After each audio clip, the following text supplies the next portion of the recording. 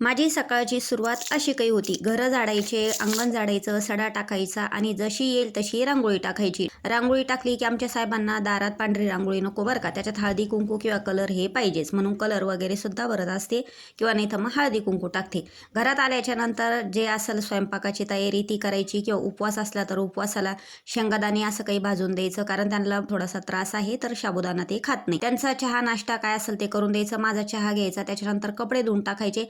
आणि आज बघा समर्थाने किती मला कुटाणा केला. किचन वाटा भांडे करून बाहेर कपडे धुवायला गेले मी, तोपर्यंत समर्थाने इथं पुलाव केला. काय तर म्हणे मला आज पुलावच खायचा आहे. म्हटलं कर तुझ्या हाताने. त्यानं बघा किती कुटाणा करून ठेवला मला.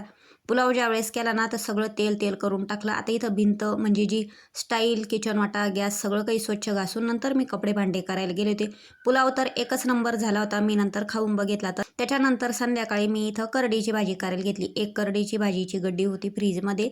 सध्या भाजीपाला खूपच महाग आहे आमच्याकडं. तुमच्याकडं पण महाग आहे का ते कमेंट करून सांगा.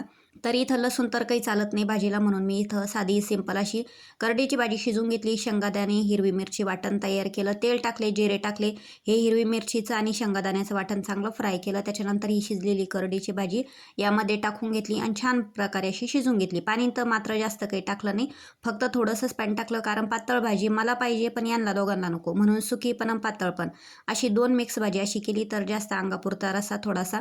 आता माझी भाजी होईपर्यंत आमच्या साहेबांचं इथं हवन चाललं होतं. नमः स्वाहा ओम गुरुवे नमः स्वाहा ओम गुरुवे नमः स्वाहा ओम गुरुवे नमः स्वाहा ओम गुरुवे नमः स्वाहा ओम दत्तात्रेय नमः स्वाहा ओम दत्तात्रेय नमः स्वाहा.